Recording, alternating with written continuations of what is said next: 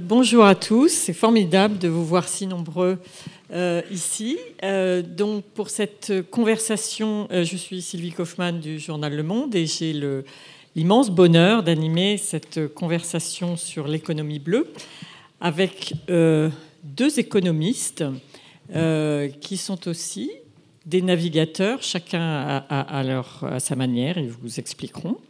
Donc Éric Orsena de l'Académie française, que je ne présente pas, il a navigué à travers le monde après avoir fait une thèse de 600 pages sur l'offre de la monnaie, c'est ça, l'offre de monnaie. J'avoue, je ne l'ai pas lu. Mais heureusement pour votre santé mentale, car il se trouve que c'est le document le plus inepte de toute l'histoire de l'université française. Oh non, non, non, non. Et je me souviens de mon patron de thèse, qui était Raymond Barre, voilà. C'est pas gentil et qui pour me lui. dit, après ce travail d'une rare austérité, vous pouvez envisager quelques jours de vacances avec quiétude.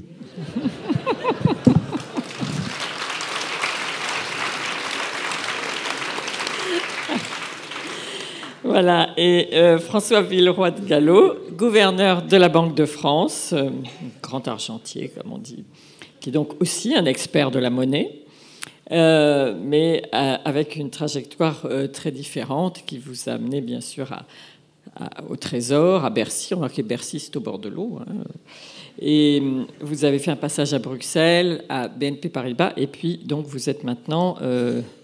depuis quelques années, hein, à la tête de la Banque de France. Alors, je vais commencer par vous.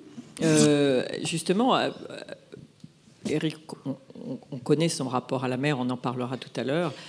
Il est très fourni, mais le vôtre, on le connaît moins bien, la mer ou l'eau. Vous êtes donc d'une grande famille lorraine, pas évident, là, la mer. Hein. Donc, expliquez-nous ce qui vous lie à ce domaine. D'abord, merci de m'accueillir à Blois. Je suis très heureux d'y être avec Sylvie Kaufmann et Éric Orsena. Alors, Éric et moi avons un point en commun, c'est d'être des spécialistes de la politique monétaire. Il y a une différence, c'est que moi, je n'ai pas écrit d'autres livres, quoi. Donc, je suis désolé, je ne peux pas vous proposer des choses plus attrayantes. Et effectivement, je suis né à Strasbourg. Donc, si je vous disais que j'ai... Il n'est pas la Lorraine. Voilà, et ma famille est lorraine. Donc, enfin, tout ça est quand même assez loin de la mer. Et je suis plutôt un adepte de la marche que de la voile. Voilà, je le dis honnêtement. Mais, d'abord, j'ai une mère qui est du Finistère Sud. Et donc, une partie de mon cœur est dans cette côte absolument préservée, si certains d'entre vous connaissent, entre la pointe de Trévignon et la pointe de Ragnès, commune de Tréguinck. Bon, visiblement. Alors, s'il y en a qui connaissent, ils sont très forts. Et je vais glisser une première remarque sérieuse et peut-être encourageante pour nous, Français. Il se trouve que j'étais cette semaine à Chypre, parce qu'il y avait une réunion du Conseil des gouverneurs et que Chypre est membre de la zone euro. Je vous assure, quand on compare la côte française et la côte chypriote, on bénit la loi littorale. On a su à peu près préserver nos côtes. Et je crois qu'il faut dire aussi ce qu'on a réussi, nous, Français. Bon, pour le reste, je dois beaucoup de la mer aux écrivains, cher Éric. Alors, je vais en citer un autre. Je suis désolé, je t'ai beaucoup lu, mais j'en ai lu un ou deux autres. Et moi, j'ai vécu le confinement en mer grâce à Jean-Marie Leclésio. J'étais chez moi. Mais j'ai passé un mois à lire un livre qui s'appelle La Quarantaine, que peut-être certains d'entre vous ont lu. Alors, ce n'est pas la quarantaine contre le Covid, c'est contre la variole à la fin du 19e siècle, dans deux petites îles, l'île Plate et l'îlot Gabriel, qui sont au large de Maurice. Et honnêtement, j'ai passé, grâce à Leclésio, des semaines extraordinaires sur ces toutes petites terres, mais face à l'immensité du ciel et l'immensité de la mer. Leclésio dit même la puissance de la mer. Voilà, c'est ça, mon côté marin. C'est bien, c'est une bonne introduction. Au moins, vous ne serez pas candidat, je pense, au secrétariat général de la mer, qui, d'ailleurs, paraît-il, est occupé, ce poste maintenant. Éric, vous, votre expérience de la mer est très longue et elle est tactile, si je puis dire. Vous l'avez vécue, vous avez navigué du nord au sud, vraiment. Et qu'est-ce que... Vous avez énormément écrit dessus. aujourd'hui, quelle est la plus forte impression que vous retirez de cette expérience? Rebonjour à vous. En fait, petit Parisien, on passait 3 mois dans l'archipel de Bréhat, depuis toujours. Il y avait des tests, il fallait apprendre à nager. Une fois qu'on savait nager, on vous donnait la possibilité de naviguer sur des tout petits bateaux. Donc j'ai commencé sur un bateau à voile à l'âge de 8 ans. Et je me rends compte que j'ai commencé à naviguer à voile et à écrire exactement en même temps. Et pour moi, ça a toujours été la même chose. C'est-à-dire écrire, naviguer, c'est pareil. Mais vraiment pareil, parce qu'il n'y a pas de chemin, parce qu'on invente, parce que, etc., etc. Il n'y a pas de chemin, premièrement. Deuxièmement, j'ai appris très très vite les courants, parce que chez nous, dans l'archipel, il y a 11 mètres de différence entre marée haute et marée basse, à grande marée. Donc il y a des courants de 6-7 nœuds. Donc il faut s'obstiner quand même et aller là où on veut aller, mais sans oublier complètement les courants. C'est pour ça que dans ma jeunesse politique, j'étais assez bon pour naviguer entre les courants du Parti socialiste. Voyez, surtout que j'avais eu une éducation religieuse avec un postdoc François Mitterrand, donc je sais assez bien louvoyer. Et donc, ce qui n'empêche pas, bien sûr, des convictions extrêmement profondes. Évidemment, c'est pour ça que je suis là. Et donc, voilà. Donc, bref, c'est toujours été ça. Donc, des navigations de toutes sortes, avec des dériveurs, avec des compétitions, avec tout ça, etc. Et l'âge venant, avec un type de bateau qui est formidable, qui s'appelle le BDA, qui s'appelle le bateau des autres. Et c'est formidable parce qu'il s'occupe de tout et on il y a plusieurs constructeurs, au moins il n'y a pas de favoritisme. Et puis il y a eu un moment immense dans ma vie, c'est qu'on se croisait sur les pontons parce qu'il y avait le Tour de France à la voile, des trucs comme ça, etc. Puis il y avait Isabelle Autissier que vous allez recevoir bientôt, qui est ma jeune grande sœur et tout. Et pendant longtemps, elle me disait un jour, je vais armer un grand bateau et puis on ira sur l'Antarctique faire l'opéra de l'Antarctique avec tous les corps de métier, etc. Et donc je pense qu'on va réunir pour faire un bateau de 60 mètres. Et puis chaque année, la taille du bateau diminuait. Donc un jour, elle me dit, écoute, j'en peux plus, j'ai acheté un bateau, est-ce que tu es toujours d'accord? Alors, d'une voix blanche, je lui dis, mais combien il mesure ton nouveau bateau? Elle me dit 15 mètres. Bon, et elle me dit, tu pars toujours? Elle me dit, attends, il faut que je vérifie l'état de ma santé. Donc, pour être très franc, j'ai fait le check-up le plus très très complet de toute l'histoire de la médecine, en demandant à chaque fois au médecin, s'il te plaît, trouve-moi quelque chose. Ils n'ont rien trouvé, donc je suis parti. Et donc on est resté 8 semaines au sud du Cap Horn sur son bateau et c'était absolument immense. Non, voilà. Non, mais c'est le voyage, un des 2 ou 3 voyages de ma vie. Imaginez avec Isa, c'était au milieu, dans le détroit de Drake, vous voyez, où ça chauffe beaucoup.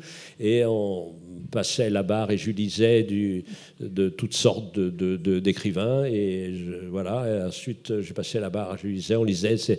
Et puis l'arrivée immense, la première fois où on voit le premier iceberg, il était bleu vif, parce qu'il y a des pressions différentes qui chassent l'oxygène, et on voit brutalement, et on voit arriver ça, et puis on voit les baleines, enfin c'était complètement fou, quoi. Et en même temps, on voyait la force et la fragilité.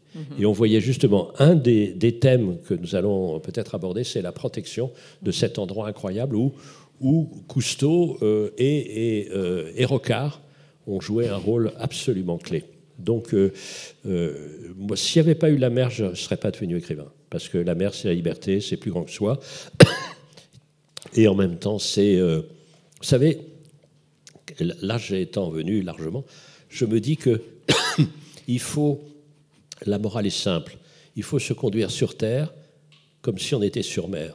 C'est-à-dire être humble, parce que celui qui pense qu'il est aussi fort que la mer, c'est un crétin. Deuxièmement, il faut être obstiné, parce que c'est pas parce qu'il y a un baston qu'on ne va pas continuer. Et puis, il y a quelque chose qui s'appelle l'esprit d'équipage. Voilà. Alors, merci Eric.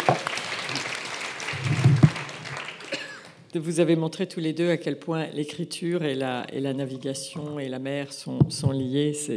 C'est bien. On va parler aussi, Eric a commencé à en parler, vous avez parlé de la fragilité, de la vulnérabilité de la mer, on va en parler aussi. Avant ça, je voudrais qu'on fasse un petit retour en arrière avant de parler de l'avenir et de l'économie bleue.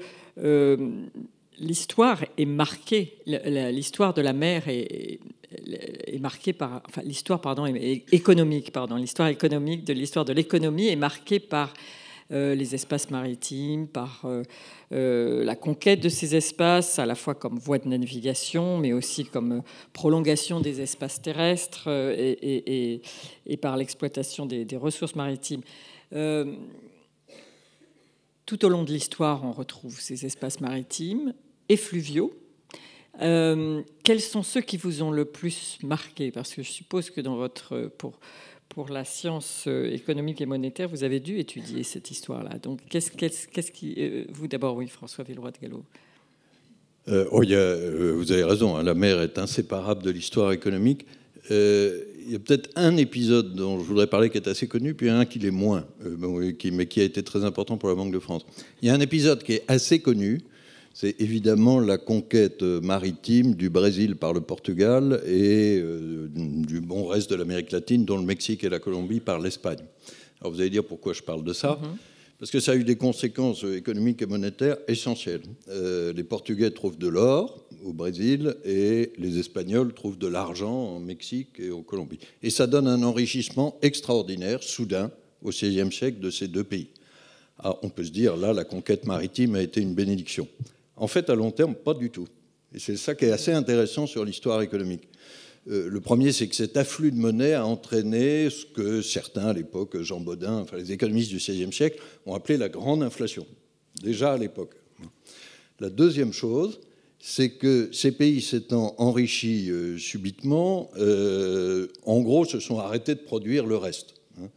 Le Portugal, alors je ne sais pas si vous avez regardé un peu votre histoire économique, c'est connu comme producteur de vin, de draps, il y a eu de la théorie économique, mais comme cette richesse était arrivée, voilà, ils ont basculé dans une économie de rente, et du coup, ces deux pays, c'est très frappant, ont raté la révolution industrielle au XIXe siècle. Quand ils ont perdu leur colonie, l'or et l'argent, ils se sont retrouvés sans entreprise, sans main-d'œuvre qualifiée, et ils ont pris un énorme retard économique. Accessoirement, cet afflux d'or et d'argent a entraîné le financement des guerres des Habsbourg en Allemagne, aux Pays-Bas, enfin ce qui n'était pas encore l'Allemagne au XVIe siècle. Alors, par rapport à tout ça, je crois qu'il y a deux leçons peut-être utiles toujours aujourd'hui. C'est un, il faut la bonne quantité de monnaie. Ça, c'est la thèse d'Éric de 1975. Non, mais il en faut, sérieusement. Vous l'avez lu, donc vous sérieusement, rappelez la date, c'est mon métier, oui, mais je ne sais pas si on en reparlera. Il en faut ni trop ni trop peu. Là, il y en avait trop. Hein. Ouais. Et la deuxième leçon, c'est que, et là je suis tout aussi sérieux, c'est que c'est jamais la monnaie ou l'afflux comme ça qui entraîne la création de richesses durables. C'est notre travail. Ça, je trouve ça plutôt rassurant. Alors, si j'ai encore une minute, j'ajoute un deuxième épisode qui, lui, est beaucoup moins connu, qui est que la bataille de Trafalgar a beaucoup compté dans l'histoire de la jeune Banque de France. Je vous raconte juste d'un mot. La Banque de France avait été créée par Bonaparte en 1803 à Trafalgar, et ça entraîne par ricochet la faillite de pas mal des banquiers privés actionnaires de la Banque de France. À l'époque, la Banque de France avait des banquiers privés actionnaires, dont M. Récamier. M. Récamier, tout le monde a oublié sa trace, mais personne n'a oublié sa femme. Sa femme, c'était Juliette Récamier, celle du Salon et de Chateaubriand. Et M. Récamier, comme d'autres banquiers, se trouve ruiné, un, parce qu'il n'a plus l'afflux d'espèces en provenance du Mexique, pour faire ce que je disais sur l'argent, et deux, ils ont en face besoin de financer les campagnes de l'Empire, donc ils doivent faire face à des sommes de plus en plus importantes. Comme les banquiers sont actionnaires de la Banque de France, il y a une crise de confiance. On avait émis les premiers billets de banque à l'époque, et beaucoup de gens se représentent au guichet de la Banque de France pour se débarrasser de leurs billets et demander le retour à l'or et l'argent. Ça n'allait pas du tout, c'était le contraire de ce qu'on voulait. Alors Napoléon, parce qu'entre-temps Bonaparte est devenu Napoléon, décide de reprendre les choses en main, et en 1806, il remplace le président nommé par les banquiers privés par un gouverneur qu'il nomme lui. Alors au passage, je m'appelle toujours gouverneur. Ce titre est peut-être chez Éric vaguement maritime ou issu de l'histoire. Il est resté le même depuis 1806. Et voilà, alors c'est pas la même personne, je vous rassure. Le titre, je ne suis que le 31e gouverneur, mais d'une certaine façon, mon titre au moins est un enfant de la bataille de Trafalgar. Formidable.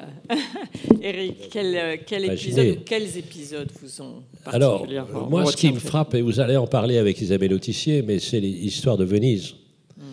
Parce que les Vénètes, c'est rien. C'est une petite tribu qui se réfugie quand il y a un déferlement sur cette partie de l'Europe, de Attila, Léon, etc. Ils se réfugient où? Au milieu de la mer, dans cette lagune. Qu'est-ce qu'ils peuvent faire? Rien. Ils n'ont rien. Justement, ils n'ont même pas aucune sorte de production. Et ils disent, on va faire le commerce. Et ils commencent avec ce rituel magnifique, puisque dès le début, il y a un doge, et qui, chaque année, lance un anneau, c'est-à-dire qu'il va se fiancer avec la mer. Alors on rajoute, ce qui n'est pas du tout dans l'air du temps, que c'était en signe de domination, etc. Bon, oui, d'accord. Enfin, une fiançaille avec la mer. Et c'est grâce à la mer, je dirais, en termes modernes, grâce à la connexion. Donc ça va être des gens qui vont être exactement dans la connexion. C'est-à-dire qu'ils fabriquent des bateaux alors qu'ils ne fabriquent rien d'autre que des bateaux. Et c'est en prélevant sur le commerce des droits qu'ils vont faire une puissance absolument énorme alors qu'ils n'ont pas de territoire et ils n'ont pas de production. Donc ça, c'est très intéressant parce que c'est très moderne. Et on s'aperçoit d'ailleurs, mais là je parle sous votre contrôle, que la plupart des grandes villes sont des villes qui, en dehors de la modernité des nouvelles connexions, sont aussi des connexions qui sont le long des fleuves et le long de la mer, comme s'il fallait aussi une connexion réelle. Et on peut dire aussi que s'il n'y a pas la mer, c'est-à-dire s'il n'y a pas la possibilité de transporter à moindre coût les marchandises depuis le monde entier, il n'y a pas de mondialisation. Parce que la mer, d'une certaine manière, tue la contrainte de la distance. Donc c'est ça qui est intéressant. Et comme le temps, au fond, compte un peu moins, donc cette question est vraiment clé. Et donc c'est toutes ces questions, moi, qui m'intéressent de ce qu'on a appelé l'extraordinaire poids de la logistique. Et si je devais faire vraiment des études utiles, je travaillerais la logistique plutôt que ces questions-là. Donc vous voyez, ce qui est intéressant, c'est que c'est la connexion, la liquidité, la fluidité et le lien entre... Il ne faut pas une économie de rente, il faut une économie qui soit là, soit de production, soit de commerce. Et donc c'est très frappant de voir ces éléments-là. L'histoire de Venise, Isa Autissier a fait un très très beau roman sur Venise. Je travaille moi-même sur Venise pour écrire un livret d'opéra. Et donc c'est des questions tout à fait incroyable de modernité. Et d'ailleurs, c'est assez intéressant que Bonaparte arrive et il supporte pas la République maritime de Venise, pour deux raisons, parce qu'elle est république et parce qu'elle est maritime. Alors, bon, donc vous avez noté que le prochain ouvrage d'Éric Orsena ne sera pas une thèse de doctorat sur la logistique, mais un livret d'opéra. Oui, on peut réserver les places à la Fenice et avec un taux de réduction tout à fait satisfaisant. Voilà, alors dans les époques que vous avez évoquées, on ne se souciait pas encore, je crois, en tout cas, l'expression développement durable n'existait pas, ça c'est certain, mais je ne crois pas qu'on se souciait de protéger ou de conserver la mer. Aujourd'hui, c'est une préoccupation essentielle. Un des objectifs de développement durable de l'ONU est de, je le cite, conserver et exploiter de manière durable les mers, les océans et les ressources marines.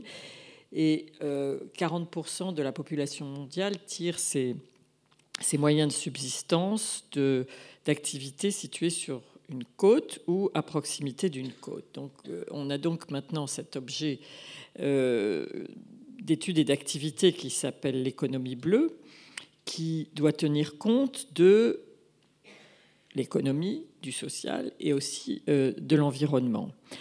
Qu'est-ce qui vous paraît prioritaire dans cet objectif et comment vous voyez la manière de continuer à pouvoir exploiter et se servir de la mer comme ressource, puisque c'est essentiel,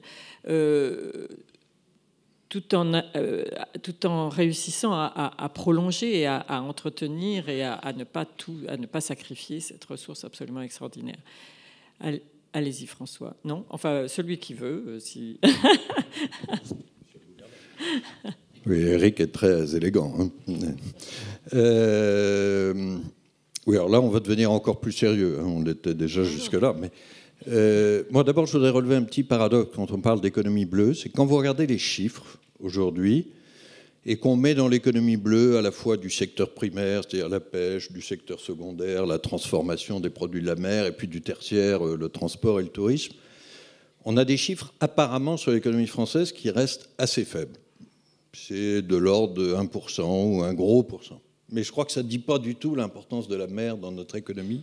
Vous voulez dire la part du PIB? Oui, la part du PIB, la part des emplois, etc. Mais je crois que ça ne dit pas du tout l'importance de la mer par rapport à votre question. Il y a évidemment une partie du territoire français où c'est nettement plus important, 2 à 3 fois plus important, c'est l'outre-mer. Au passage, c'est un terme, on est très habitué, mais c'est un terme admirable, je trouve, qui fait rêver, les ultramarins. Bon, nous, on y est présent à travers 2 instituts d'émission, l'IEDOM et l'IEOM, et on suit ça de très près. Mais je crois que si on veut vraiment appréhender... Pourquoi est-ce que vous suivez ça de très près?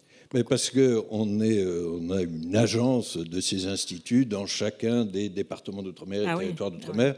On a publié une étude sur l'économie bleue, mais je crois que le sujet est plus large que ça, et là je vais rejoindre ce que vous dites sur la protection des ressources. Est-ce que tu permets juste un point de vocabulaire qui me ravit? C'est que ultramarin, c'est magnifique, mais il y a un autre mot qui est formidable. J'ai travaillé sur les grands navigateurs et Christophe Colomb. Et il y avait une légende qui venait parce qu'il y avait eu des dérives. Et on disait, quelque part vers l'ouest, il y a des îles. C'était des Antilles. Les Antilles, c'est les Antilles. Antilles. Et donc, c'est formidable. Et jusqu'à la fin de sa vie, Christophe Colomb pensa qu'il a atteint les Indes. Et il pensait que c'était ça. Mais Antilles, c'est Antilles. C'est... Les îles du devant. Alors on dit sur le vent, vous voyez, tout ça, etc. C'est tout à fait magnifique parce que ce qu'il y a dans la mer, c'est que c'est à la fois extraordinairement concret et évidemment légendaire parce que ça nous dépasse complètement. Alors c'est la conquête des Indes. Voilà. Pour ceux d'entre vous qui n'ont pas encore lu La conquête des Indes d'Éric Orsena, je vous promets un moment magnifique. Chez les cartographes de Lisbonne, rêvant de ces terres de l'Ouest. C'est magnifique. Il a 15%. Non, je veux ma place gratuite à la Fenice. Mais, alors, essayez de reprendre votre raisonnement, bravo. On revient sur votre question. Je vais faire un petit pontage avec ce qu'on disait précédemment sur l'histoire économique. Parce qu'au fond, quand on regarde la croissance économique, je ne vais pas dire qu'on peut voir 3 phases historiques, mais je crois qu'il y a 3 dimensions de la croissance qui s'interpénètrent. Il y a ce qu'on pourrait appeler, c'est la première dimension historiquement, la croissance extensive, c'est-à-dire qu'on conquiert des mers, on conquiert des territoires et on utilise de plus en plus de ressources naturelles. Bon, historiquement, la croissance, ça commence comme ça. Hein, et je ne dis pas d'ailleurs du tout que l'utilisation des ressources a disparu, on en a encore besoin. Bon. Ça, d'une certaine façon, c'est en largeur, toujours plus large. Il y a une croissance intensive. Alors, elle s'est beaucoup accélérée depuis 2 siècles. Et elle fait appel à l'innovation, à ce que tu disais sur le commerce, aux ressources de l'intelligence, ce que les économistes appellent la croissance de la productivité, c'est-à-dire qu'avec les mêmes ressources, on produit mieux et plus. Et ça, d'une certaine façon, c'est vers le haut. Je crois que ce qu'on est en train maintenant, un peu tardivement, de mettre au moins au même niveau, c'est une dimension en avant, c'est-à-dire la croissance durable. On intègre le long terme et la dimension du temps, qui, c'est vrai, était un peu absente dans la croissance extensive et la croissance intensive. Et ça, c'est toute la question, protection du climat, protection de la biodiversité, protection des ressources liées à la nature. Alors, si j'ai 3 minutes, Sylvie, là-dessus, je ne vais pas parler du climat parce que je crois que le sujet est bien connu et on y est tous attelés. La bataille n'est pas gagnée, mais elle est lancée. Je voudrais parler un peu plus de la biodiversité et des ressources liées à la nature, parce que là, le travail est en train de s'accélérer, mais on est moins avancé. Pour dire 2-3 choses qu'on sait, nous, avec notre science économique, et on y consacre maintenant des ressources, y compris à la Banque de France. Au fond, c'est très difficile à chiffrer et à mesurer, mais aujourd'hui, il y a un certain consensus, d'abord autour de la notion d'écosystème de services, 18 écosystèmes de services qui fournissent un certain nombre de biens essentiels gratuitement, pensez à l'eau, à l'air, ou qui fournissent des fonctions. L'exemple qu'Éric Orsena citait tout à l'heure du transport sur mer, c'est gratuit, mais c'est évidemment totalement clé. La régulation du climat, la qualité de l'eau et de l'air. On ne parlait pas jusqu'à présent de ces services écosystémiques, mais on en identifie maintenant 18 qui sont absolument clés. Et on estime, prenez ça comme une estimation, puisqu'on est dans l'ordre de la gratuité, on essaye de mettre des chiffres sur la gratuité.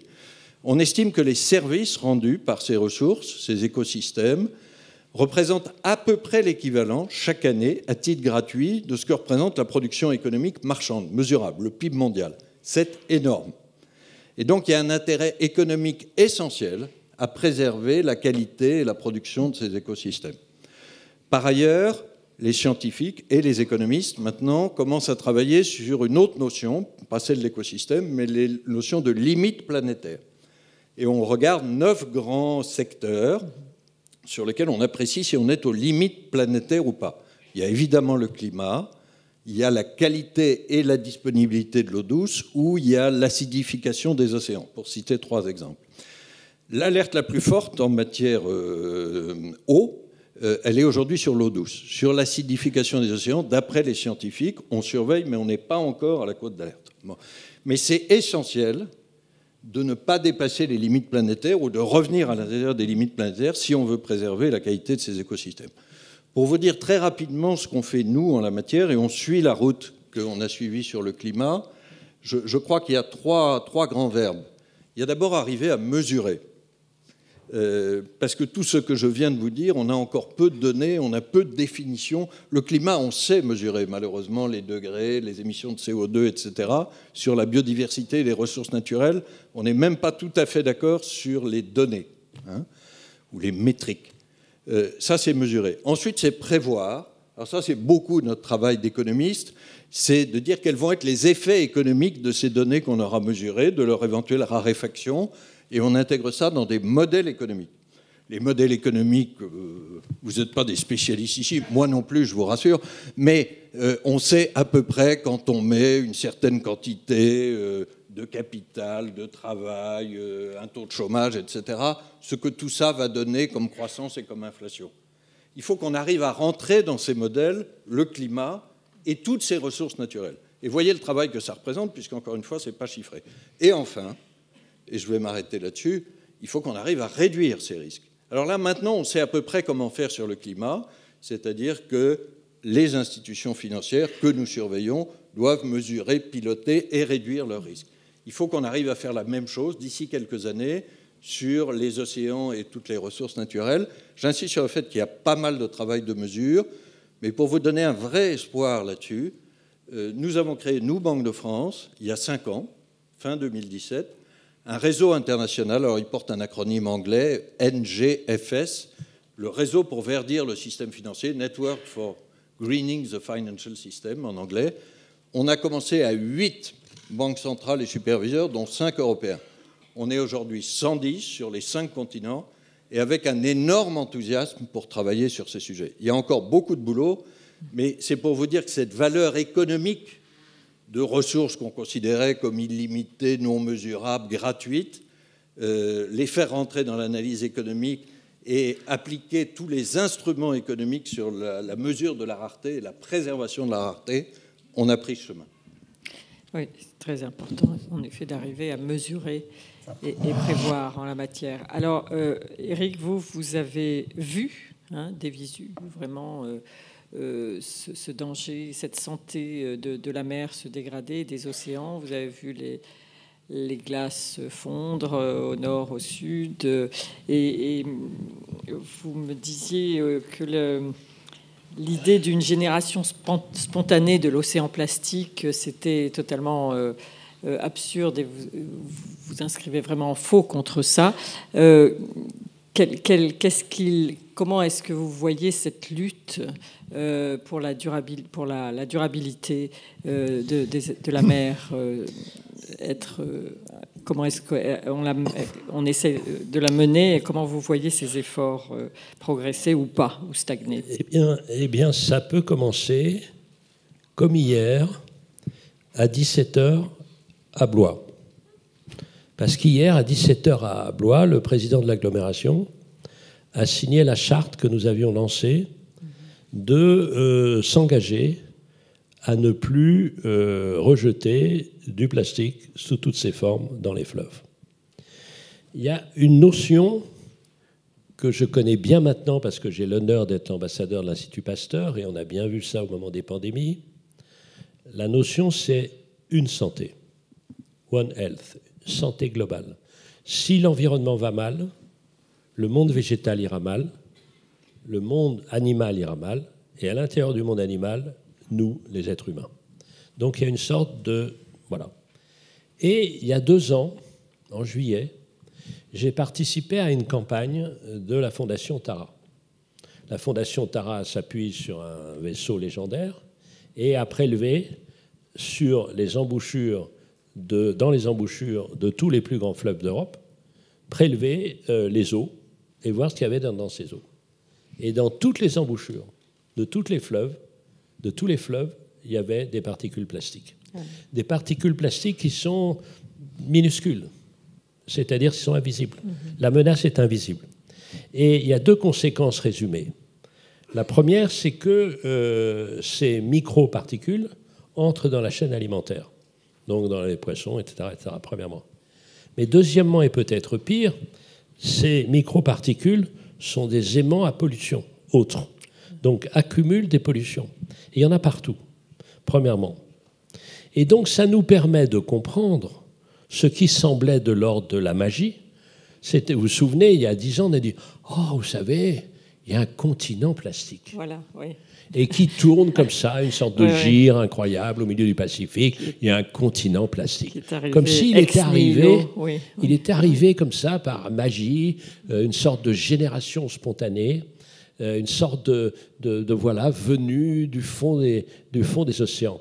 Ça m'intéresse d'ailleurs parce que une des batailles de Pasteur, ça a été de lutter justement contre la théorie des miasmes ou de la génération spontanée, en disant pas du tout, je vais trouver le serial killer, je vais trouver le virus, la bactérie, etc., qui est responsable de la maladie infectieuse. Donc on va trouver la cause. Et la cause, c'est nous. C'est-à-dire la santé de l'océan, c'est la santé des fleuves, la santé de nous. C'est pour ça qu'après avoir travaillé beaucoup sur l'eau, je travaille maintenant sur les rivières, on en parlait ce matin, parce que les rivières, c'est des êtres humains dont nous devons prendre soin. Et prendre soin des rivières, c'est prendre soin de l'océan, donc prendre soin de nous. Ça, c'est la première chose. Il y a une deuxième chose, moi, qui m'intéresse, à la fois en tant que citoyen, et puis en termes de romancier, bien sûr, c'est que l'océan, c'est le lieu favori des gangsters. Les gangsters de la pêche, puisqu'il y a 20% des... Je ne sais pas si c'est exactement le terme, mais il y a 20% des ressources de pêche qui viennent de pratiques illégales. Avec toutes sortes de conséquences qu'on connaît, mais j'en connaîtrai une qui est intéressante parce que ça nous permet de comprendre des mécanismes d'interaction. C'est ça le monde de façon générale de la vie et maintenant du monde moderne. Si vous avez des bateaux très puissants qui s'aventurent sur les zones qui, normalement, devraient être les zones de protection de l'Afrique de l'Ouest. Ces gros bateaux prennent tous les poissons qui sont disponibles. C'est-à-dire que les petits pêcheurs du Sénégal, par exemple, ne trouvent plus de prises importantes. Qu'est-ce qu'ils font? Eh bien, ils émigrent, puisqu'ils ne peuvent plus vivre. Donc, vous voyez ce mécanisme. Je ne parle pas du trafic de la coke. Regardez, parce que vous avez des systèmes incroyables. Vous avez d'abord des petits avions qui passent par-dessus, ça, c'est pas le transport maritime, qui vont en Guinée-Bissau et tout ça. Mais vous avez aussi des sortes de sous-marins qui sont traînés par des cargos. Les cargos avec des cargaisons licites. Et puis, vous avez derrière des sortes de sous-marins qui sont plus ou moins, etc., etc. Donc, c'est ce monde aussi, pour le meilleur et pour le pire. Ce qui m'intéresse beaucoup d'ailleurs, parce que là où il y a le plus de gangsters, c'est justement dans ces mécanismes de connexion. Et donc vous avez à la fois on pourrait dire, de la cybercriminalité ou de la CSEA, criminalité. Donc vous voyez, plus c'est fluide, plus il y a du pognon. Plus il y a du pognon, plus on peut gagner. Donc vous voyez, c'est ça qui me fascine. Et il faut expliquer ce genre de mécanisme-là. Et on ne parle pas de la haute mer, qui est une zone de non-droit. Vous savez, quand on a été avec Lisa, quand on a été au sud donc d'Ushuaïa, il y a un moment extraordinairement émouvant. On franchit le 60e parallèle sud et on dit là, on est dans une zone où il n'y a pas de nation. Il y a une sorte de rêve comme ça, il n'y a pas de nation. Et on descend. On était 62, 63, et puis à 64, on voit des bateaux. Et sur notre bateau à nous, par exemple, on avait une poubelle et on disait qu'on avait le droit de rien prélever, rien jeter. Rien prélever, rien jeter. C'est étonnant quand même. Bon, voilà. Alors ça aide parce qu'il fait froid, tout ça quand même. Mais bon. Et puis on voit 1, 2, 3, 4, 5 bateaux sans aucune sorte d'immatriculation. De pavillon. Et ils pêchaient. Alors ils n'avaient pas le droit de pêcher. Vous voyez, donc ce genre de choses, c'est-à-dire, et comment vous respectez cet espace absolument gigantesque? Et alors, quand on voit que la communauté européenne, il y a très peu de temps, a refusé de vraiment légiférer sur un certain nombre de pratiques avec des chalands absolument dévastateurs pour le fond, là, il y a la semaine dernière, et ben, c'est complètement désastreux, sans se rendre compte que, une fois de plus, le court terme va l'emporter sur le long terme et que les principaux pénalisés par ce mécanisme-là seront là. Mais il dira « Ah, moi j'ai sur mon bateau des dettes pour rembourser, etc. » Mais comment est-ce qu'ils pourront rembourser s'il n'y a plus de ressources? Donc vous voyez, c'est pour ça que la mer est toujours une accélération du révélateur. Absolument. Et là, justement, sur cette question de la haute mer, dont on aimerait faire un bien commun, puisque pour l'instant, il n'y a aucun, c'est une sorte de vide juridique, il n'y a pas de régime de gouvernance. Et si on veut arriver à essayer de mettre sur pied une gouvernance internationale, dans l'état actuel de la géopolitique, je crois que c'est un défi assez immense. Je vois avec terreur le temps passer très vite. Je vais encore vous poser une question et puis nous vous donnerons la parole si vous avez des questions à poser. On gardera un petit quart d'heure pour ça aussi pour vous. On parlait tout à l'heure des ressources de la mer, bien sûr, et il y en a une qui est beaucoup dans l'actualité maintenant, c'est la mer comme source d'énergie et d'énergie renouvelable. Et donc, ça nous amène à la question des éoliennes offshore.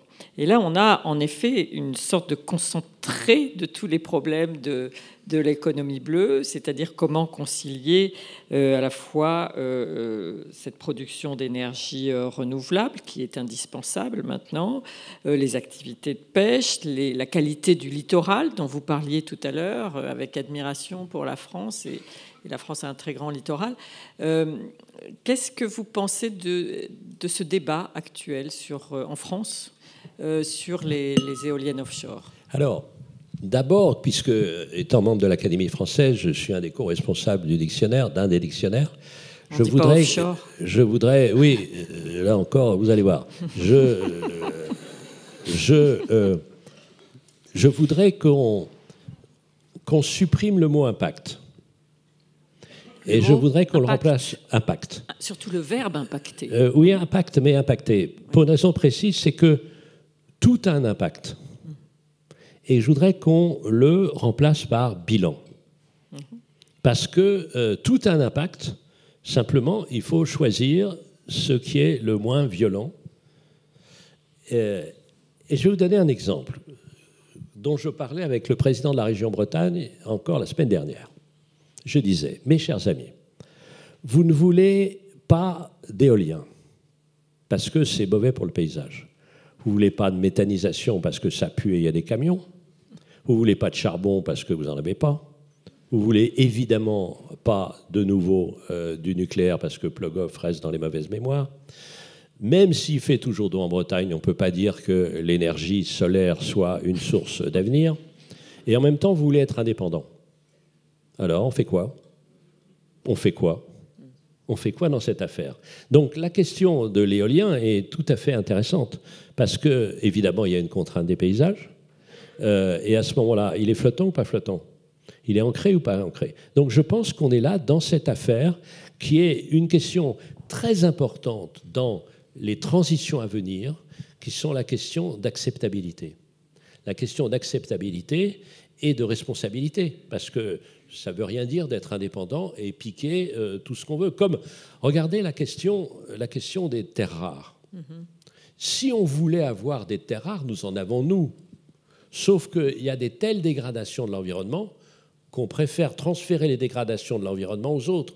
Et quand même, on prend les terres rares. Donc, vous voyez ce genre de question. D'où se trouve la question posée, quel est le bon espace qui permet de faire accepter un projet énergétique? Est-ce que c'est national ou est-ce que c'est régional? Vous voyez, c'est parce que nous, on a une vision, et là, je passerai évidemment la parole au gouverneur, c'est-à-dire local.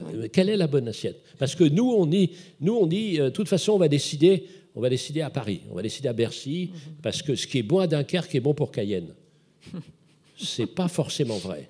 Donc, quelle est la bonne échelle? Vous voyez, c'est-à-dire que face à nos questions, etc., moi, ça me passionne en tant qu'ancien du Conseil d'État puis citoyen, c'est-à-dire que face à ces questions-là, c'est notre démocratie à nous, c'est-à-dire être capable de décider sans s'étriper entre des objectifs, chacun légitimes, qui vont se trouver là. Donc, vous voyez, face à la mer, on se retrouve à un rendez-vous de notre démocratie. Allez-y, oui, François.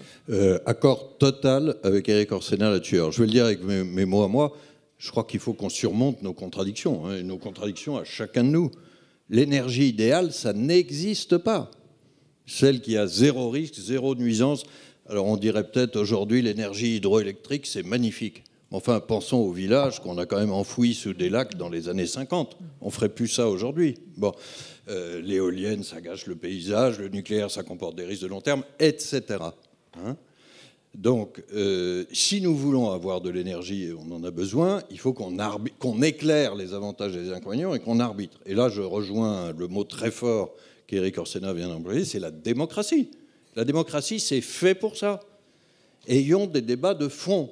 Honnêtement, je suis un peu triste quand je vois de temps en temps l'état du débat démocratique dans notre cher pays.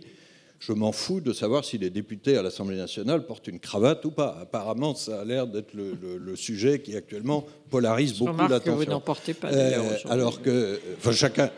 Oui, alors aujourd'hui, on a décidé qu'on n'en portait pas. Mais d'habitude, un gouverneur porte une cravate, je vous rassure. Mais c'est parce qu'on est à Blois. Bon. Non, mais c'est un signe de quoi? De détente, de confiance. Bon. Non, j'aurais pas dû parler des cravates. Mais ayons vraiment ces arbitrages de fond dans un cadre démocratique. C'est la meilleure façon de le faire. Au passage, soyons assez fiers d'être en démocratie, parce que ça évite quand même des erreurs tragiques. Enfin, quand vous regardez la politique de la Chine face au Covid ou la politique de la Russie face à l'Ukraine, ça, c'est des erreurs tragiques issues de l'absence de débat démocratique. Mais on parle heureusement de choses moins tragiques, mais qui méritent un vrai débat. Et je rejoins aussi ce que tu as dit sur intégrer une dimension locale. Pas que locale. Parce que localement, les gens refuseront toujours probablement une source d'énergie. Mais je peux vous citer un exemple outre-mer qui m'a frappé. J'étais début 2020 en Guyane. Il y a un très joli endroit au cœur de la forêt qui s'appelle Cacao, et où il y a un projet admirable qui est qu'il y a une centrale de production de biomasse à partir des écorces d'arbres, etc. Enfin, c'est du recyclage très intelligent. Et puis à côté, il y a l'usine de production d'énergie. Il y a une question très délicate, c'est à quelle valeur la biomasse est cédée, et il y a 50 mètres d'une usine à l'autre. À combien on cède la biomasse de l'usine de production à l'usine de transformation, c'est-à-dire l'usine d'énergie. Je n'en suis pas encore totalement remis. Cette question du prix de cession se décidait dans un bureau de ministère à Paris, à 8000 km de là. On doit pouvoir faire des progrès. Si vous me permettez juste d'élargir sur dépasser nos contradictions et la démocratie. On souhaite tous que la France soit une encore plus grande puissance maritime, que l'économie bleue ait plus de place. Je crois qu'il y a une ambition, d'ailleurs officielle, c'est de passer de 400 000 emplois dans l'économie bleue, ce qui n'est pas beaucoup, à 1 million en 2030. Voilà. Mais là aussi, il faut qu'on dépasse un peu nos contradictions. Honnêtement, dans l'économie des ports ou dans l'économie de l'outre-mer, il y a beaucoup de protection. Je suis pour la protection, je crois profondément au modèle social européen. Je n'aime pas le modèle américain ou encore moins celui des pays émergents. Mais là, honnêtement, un excès de protection peut tuer notre capacité de développement et d'innovation. Donc là aussi, c'est un débat difficile en démocratie, mais discutons vraiment de ça, plutôt que de tel ou tel autre sujet. Cette fois-ci, je ne cite pas d'autres exemples. Merci. Non, il faut, la mer, on l'a vu hier avec la très belle leçon d'Alain Camantous, c'est que la mer, c'est aussi les ports. Or, nos ports sont nuls. Nuls. Ils l'ont pas toujours été. Ils l'ont pas toujours été, mais on les laisse se dégrader. Écoutez, quand vous imaginez que on met une demi-heure de plus aujourd'hui pour aller en train du Havre à Paris. Un port, c'est les réseaux qui permettent d'acheminer les boîtes à partir des ports. Quand vous voyez que les 3/4 des boîtes qui arrivent à Marseille viennent par la route ou par le train d'Anvers ou de Rotterdam. Donc cette idée-là quand même de la logistique, je reviens à cette question, est quand même complètement folle. Et on a une formule un peu caricaturale, mais pas tellement. Vous allez voir, parce que ça pose une question très intéressante. On dit, pourquoi est-ce qu'il y a si peu de bateaux qu'on voit sur le Rhône? Pour une raison très simple. C'est que le Rhône, ça commence par un verrou, le port de Marseille. Oui, et ça se termine par un cul-de-sac, le port de Lyon. Pourquoi? Parce qu'on n'a pas voulu faire la connexion entre le Rhône et le Rhin. Et il y a un petit mot quand même, c'est que Rhône et Rhin, c'est le même mot. Et que c'est le seul endroit de toute l'Europe qui n'est pas connecté avec tout le réseau des canaux. Et donc, ça veut dire qu'il y avait évidemment des atteintes à l'environnement, mais qu'il fallait bien mesurer, parce qu'à l'inverse, il y a une sorte d'accord, pardonnez-moi, mais un peu contre nature, entre un vrai souci légitime de l'écologie et le double lobby des camionneurs et du ferroviaire. Oui, c'est vrai. C'est un peu gênant en après-midi de... Mais enfin, vous savez, moi, je suis un ami de la vérité. Surtout ici. Ailleurs, je peux mentir, mais pas à Blois. Alors, nous allons prendre deux questions peut-être. Et en attendant, je pense qu'il doit y avoir des micros qui circulent. Ou comment ça se passe? J'avoue que je n'ai pas prévu cette question de logistique. Bon, on va... Est-ce qu'il y a des questions d'abord? Non, mais en tout cas, merci d'être resté. Sinon, j'en ai encore. Alors, en attendant que vous réfléchissiez... Ah, je vous donne la parole tout de suite. François Villeroy de Galhau, vous, tout à l'heure, je disais que vous étiez aussi un navigateur à votre manière, parce que il arrive que, finalement, les banques centrales aient aussi un rôle de pilotage dans les moments en pleine bourrasque économique. Est-ce que vous voyez votre rôle comme ça? Est-ce qu'il vous arrive de naviguer à vue aussi? Vous évitez peut-être. Peut-être un tout petit mot là-dessus. La navigation est sûrement l'image qui dit le mieux notre métier. D'abord, on doit étudier l'état de la mer. Elle est très agitée maintenant. Quand est-ce qu'il y a des vents arrière? Quand est-ce qu'il y a des vents de face? Je vais le dire en anglais, parce qu'il y a une bonne partie du métier qui se passe en anglais, mais c'est l'image qu'on utilise tout le temps. Tailwind, c'est-à-dire le vent arrière, il y a des courants favorables. Headwind, le vent de face, c'est la situation actuelle où il y a des vraies forces de ralentissement. On a un cap, alors là je vais le dire avec beaucoup de force devant tous les citoyens que vous êtes, que nous sommes, notre cap c'est de ramener l'inflation vers 2% d'ici 2 ou 3 ans. Soyez assurés, ça c'est un engagement que je prends à Blois, qu'on en a la volonté et qu'on en a la capacité par rapport à l'inflation trop forte actuelle qui fait partie des vagues. On a un certain nombre d'instruments, alors là je ne vais pas vous embêter avec les taux d'intérêt, les achats de titres, etc. Mais pour compléter l'image, et là je vais peut-être vous surprendre, elle va jusqu'à parler de navigation aux étoiles.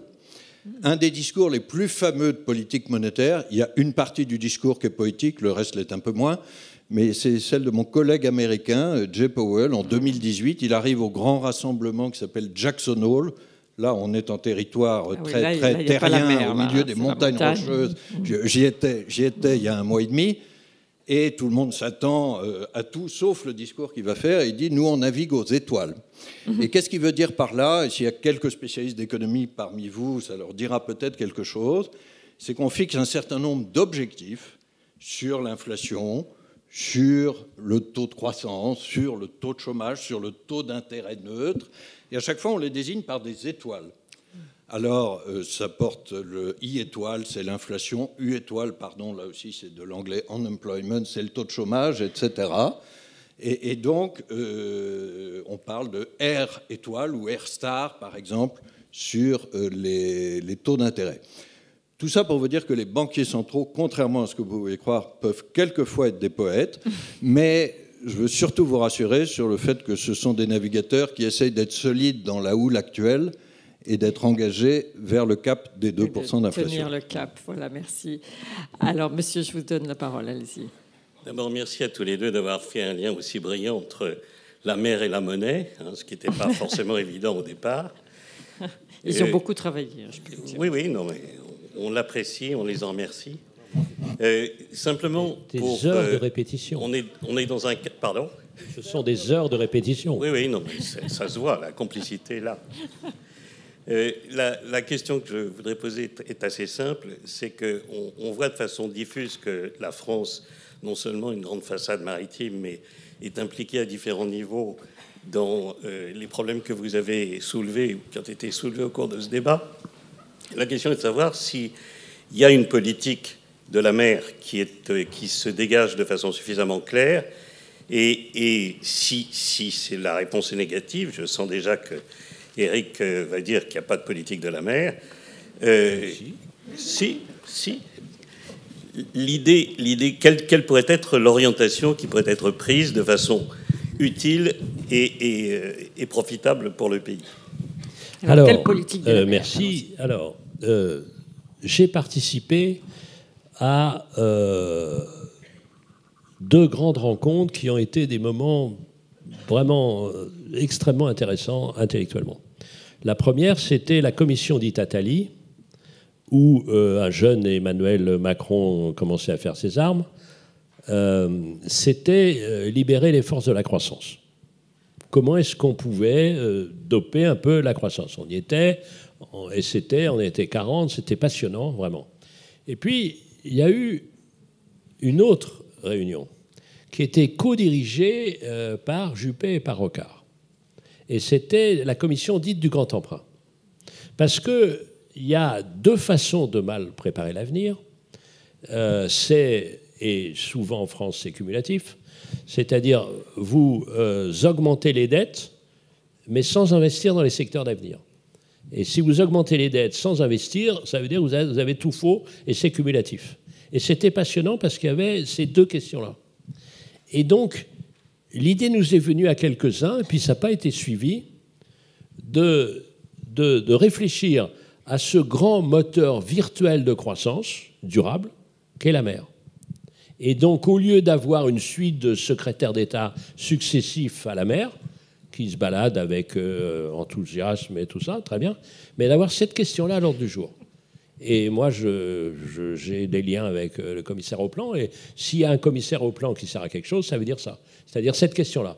Moi, j'adorerais, et je lance, et tous ceux qui veulent souscrire à ce grand moment historique peuvent venir apporter leur signature, je lance l'appel de Blois à la mobilisation des forces pour une grande croissance durable à partir de la mer. Donc vraiment, parce que tout ça est morcelé, de temps en temps c'est un petit bout sur la pêche, de temps en temps c'est un petit bout sur l'éolien, c'est-à-dire on va reprendre notre souveraineté dans les filières de l'éolien, de temps en temps c'est un truc, mais il n'y a pas de sorte d'unité. Donc il n'y a pas ce qu'on dit de récit, donc il n'y a pas de mobilisation, donc il n'y a pas, pour les jeunes, d'idée que la mer c'est intéressant comme métier.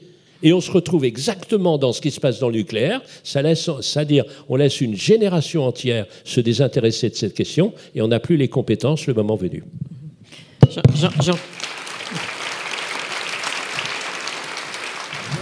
Merci. Je crois qu'il y a une question. Puisque j'ai l'accord du gouverneur, parce que, vous voyez, c'est quelqu'un qui est retenu, c'est-à-dire qu'un hochement de tête veut dire accord. Donc ça veut dire que bientôt, il va accueillir à la banque cette troupe de chevaliers de la croissance responsable et au grand vent de l'air salé. Et souscrire l'appel de Mais gloire. ils y sont, cher Eric, ils y sont, les chevaliers de la croissance responsable, en tout cas du climat. Je vous précise par ailleurs que nous, notre métier quotidien, c'est les liquidités. Hein. Je ne l'ai pas encore dit, mais c'est un grand métier en finance. Mais je ne suis pas encore responsable de toute la mer. Oui. Et je relève au passage, Eric, que vous avez dit que le commissaire au plan ne servait à rien. Bon. Ah, écoute, non, mais pas du tout. Simplement que moi, je suis né dans cette affaire. J'aime bien ce plan indicatif, le grand moment, c'est-à-dire on lance l'affaire. Pas du tout. On a discuté de l'eau, on va discuter. Voilà, je lui ai posé la question. Je vais aller à Pau, bien sûr, puisqu'il s'agit de lui, bien sûr. Donc je vais aller à Pau et puis je vais lui poser la question parce que Pau, on sait bien que c'est un grand port de mer. Voilà. Alors, on a peut-être le temps pour une dernière question qui était là-haut. Oui. Voilà, vous avez le micro. Allez-y, monsieur. Donc, merci pour vos réflexions. Moi, je viens de Saint-Malo et on parlait de la Bretagne qui demandait son indépendance énergétique. Bon, je n'avais pas entendu ça dans les discours locaux. Par contre, sur l'éolienne, il n'y a pas que la question bretonne. Lorsqu'on va dans d'autres régions de France, moi je suis originaire de la Nièvre, il y a toujours aussi des associations contre l'implantation d'éoliennes pour défendre, soi-disant, le paysage. Donc, ce n'est pas seulement une question bretonne, mais aussi une question, on va dire, nationale. Vous avez évoqué tout à l'heure, et M. Orsona, la question de la santé des rivières. Et je n'avais pas du tout évoqué quand même la question de l'agriculture intensive, qui ont un impact, excusez-moi, sur cette santé des rivières. Et j'aimerais un petit peu que vous évoquiez éventuellement ça. Quel est l'avenir de l'agriculture française permettant de respecter, comment dire, entre autres, bien sûr, les rivières et les fleuves, qui ont aussi un impact sur les mers. Voilà. Et puis, tout dernier point, vous habitez, enfin, en tout cas, vous êtes souvent sur Paris, et l'Élysée n'est pas très loin. Donc, on parlait tout à l'heure d'arbitrage et d'espace démocratique. À quel moment on pourra faire pression sur le pouvoir exécutif pour que l'arbitrage se fasse localement, régionalement et pas seulement au niveau national. Voilà, merci. Alors, merci, il y a beaucoup de questions, mais on va être obligé de... Vous avez 1 minute chacun pour y répondre.